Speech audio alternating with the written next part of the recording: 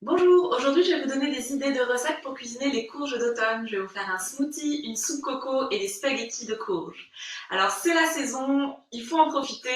On a des courges de partout, on a la chance d'en avoir beaucoup au Québec, plusieurs sortes différentes.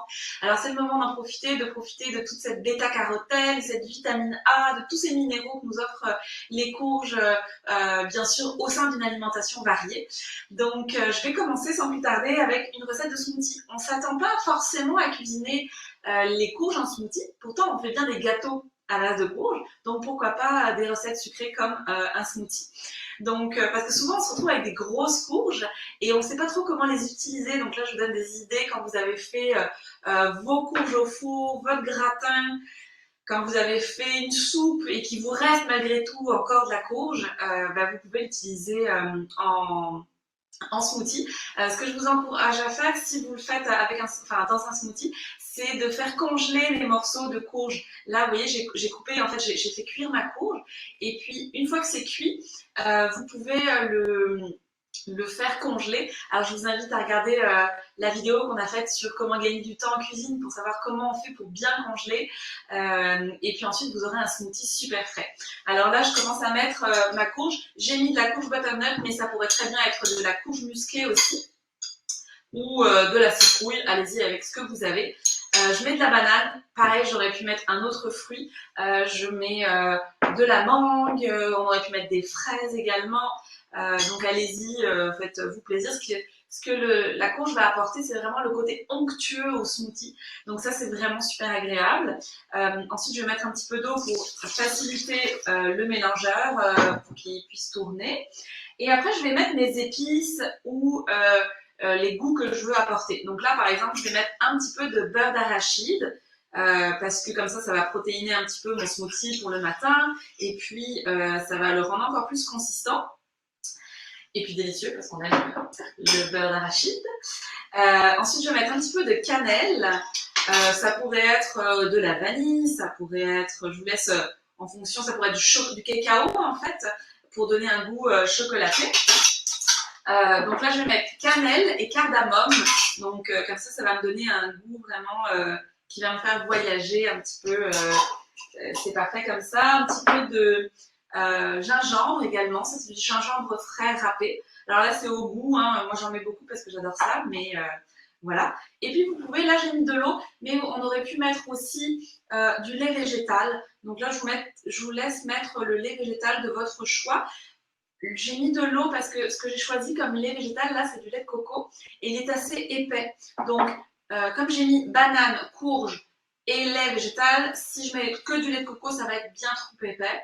Alors, j'ai mis de l'eau et ça va être vraiment plus facile. Tant pour mélanger que pour, surtout pour déguster.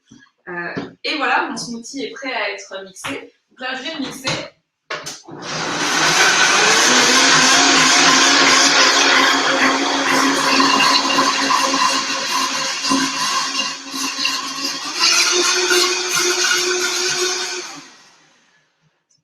Et voilà, en quelques minutes, mon smoothie est prêt. Donc, j'ai plus qu'à le verser dans mon verre. Et voilà, et ça nous donne un smoothie vraiment très réconfortant. Oui, c'est un smoothie frais quand même, parce que j'ai fait congeler, dans l'idéal, je fais congeler mes courges, mais il apporte vraiment un côté très chaleureux, même s'il est frais. Donc c'est vraiment, là je vous montre un peu la couleur. On aurait pu le rendre plus jaune en rajoutant du curcuma. Ça peut être aussi la base d'un lait doré en fait. Je ne sais pas si vous connaissez ces laits-là. C'est du lait végétal mélangé avec des épices très chaudes comme le gingembre, la cannelle, le curcuma, etc. Donc, c'est une bonne base en fait pour faire ce lait d'or.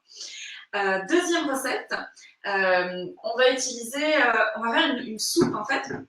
Donc, mais la soupe, elle va être un mélange en fait inspiré aussi du sucré salé. Donc, je vais mettre de la courge comme base de soupe.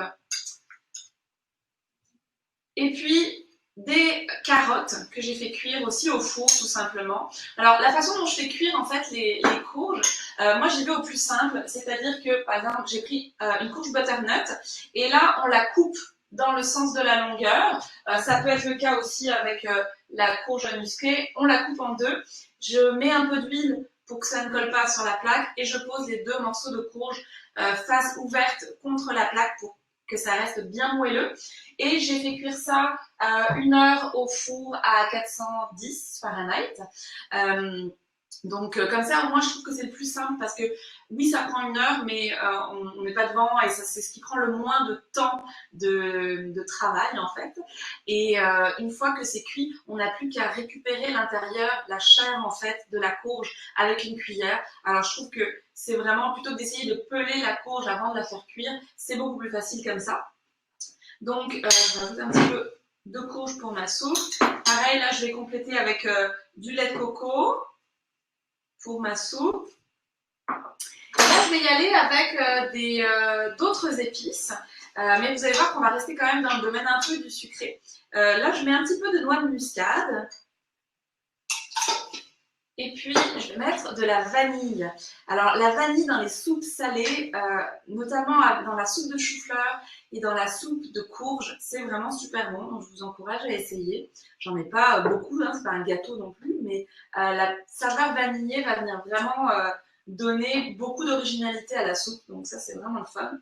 Et puis, je vais mettre aussi un petit peu de curry. Donc, vous voyez qu'on va vraiment sur des épices assez originales comme mélange.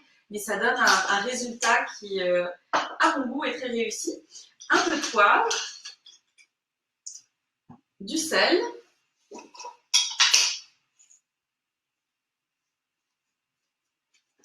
et puis, alors là, vous y allez au goût en fait. Moi, j'aime bien mettre de l'eau et pas compléter uniquement avec du lait de coco parce que sinon, je trouve que ma soupe est un peu épaisse, un petit peu lourde. Donc, j'aime bien faire un mélange eau et lait de coco. C'est du lait de coco en canne que j'ai acheté. Et voilà, je trouve que c'est plus léger, ça donne un velouté qui est beaucoup plus agréable. Donc ça, je vais le mixer.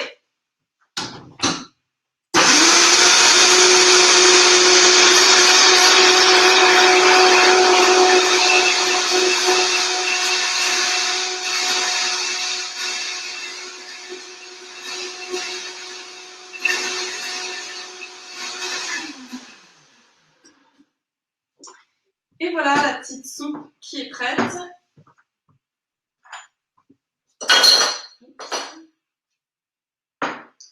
Voilà, ça c'est vraiment une petite soupe toute simple. Alors aussi, ce qui est très bon avec, je vous invite à le faire, c'est de rajouter des petits oignons. Donc des oignons revenus à la poêle avec de l'ail aussi revenu. C'est super bon aussi. Mais vous voyez là, c'est vraiment tout simple, très facile, très rapide. Et avec donc de l'ail ou soit cuit, soit cru. Pour si vous aimez le côté un peu plus piquant. Mais voilà, on a notre velouté qui est prêt à être dégusté et c'est délicieux. J'aime beaucoup le côté sucré-salé de cette soupe. Dernière recette, très rapidement. On a l'habitude de manger donc les courges, comme je disais, au four, en cubes, dans des gratins.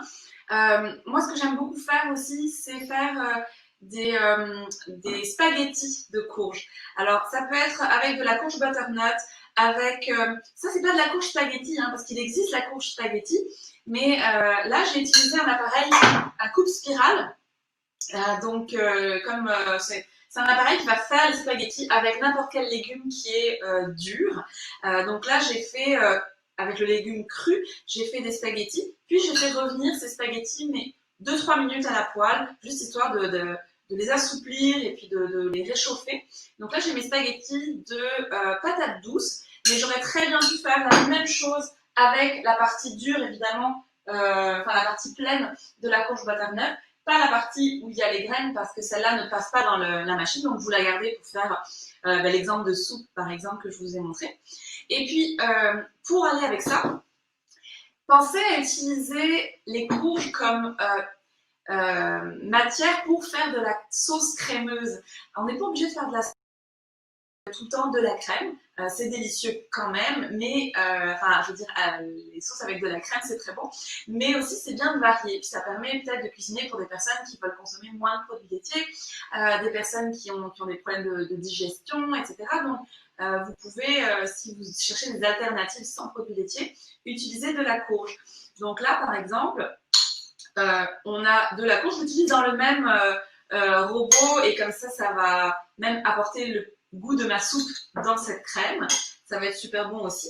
C'est le moment de mettre toutes les épices que vous voulez. Alors moi j'aime beaucoup mettre de la sauge, mais ça peut être du persil, ça peut être... Là je vais mettre de la levure alimentaire, ce qui va donner un petit goût fromager, ce qui va permettre vraiment de rehausser les goûts de ma crème. Et puis un petit peu d'eau. Voilà, j'en mets vraiment pas beaucoup parce que il faut que ça reste bien épais. Là, j'ai toujours le curry de sortie, donc ça m'inspire et je vais mettre du curry, mais ça aurait très bien pu être n'importe quelle épice que vous aimez. Hein. Vous pouvez mettre du basilic, du persil, de la coriandre. On aurait pu mettre aussi un zeste de citron vert. Là, j'essaie de vous donner le plus d'idées possible parce que pour moi, la cuisine, c'est ça en fait. C'est vraiment faire avec ce qu'on a, faire avec ce qui est de saison, s'inspirer, essayer d'aller le plus zéro déchet possible. Donc, si il reste du persil, on va utiliser le persil plutôt que de la sauge. Si dans la recette il y avait de la sauge, c'est pas grave, ça ira très bien. Là, je vais juste rajouter un petit peu de sel pour que le tout ne soit pas trop sucré parce que les spaghettis de patates douces plus la crème aux courges, ben, ça va donner un résultat assez sucré. Aussi, une autre idée que vous pouvez mettre dans votre crème, c'est du chou-fleur cuit. Et là, ça vous donne un côté onctueux à votre crème qui est vraiment délicieux. Alors, je vais faire mixer ça.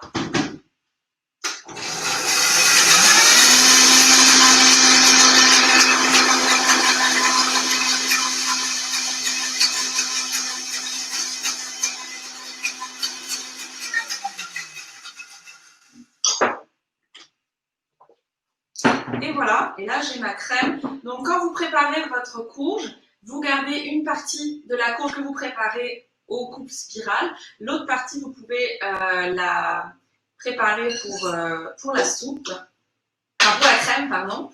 Et vous ajoutez les deux. Et en fait, dans votre assiette, vous avez beaucoup de courges, mais sous des formes différentes. Donc là, voilà, j'ai ma crème. Et puis, je vais juste aller prendre du persil.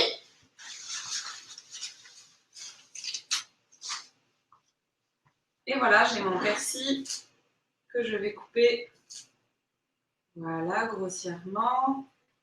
Et j'ai mon assiette qui est prête. Donc là, c'est des patates douces en spaghetti avec une crème à la courge par-dessus. Et quand je vais mélanger tout ça, ben, ça va apporter vraiment un côté très crémeux à mon mélange, très réconfortant. Et c'est parfait, c'est ce qu'on veut pour l'hiver. Alors, si vous cherchez d'autres recettes, n'hésitez pas à aller sur le site de l'Académie Végétale, académievégétale.com. On a plein de recettes qu'on partage sur notre blog. On donne des cours de cuisine en ligne, donc allez-y. Et puis on a fait aussi plein d'autres capsules pour le marché de Longueuil, donc n'hésitez pas à aller les consulter. Et puis voilà, je vous souhaite de vous amuser en cuisine. À bientôt!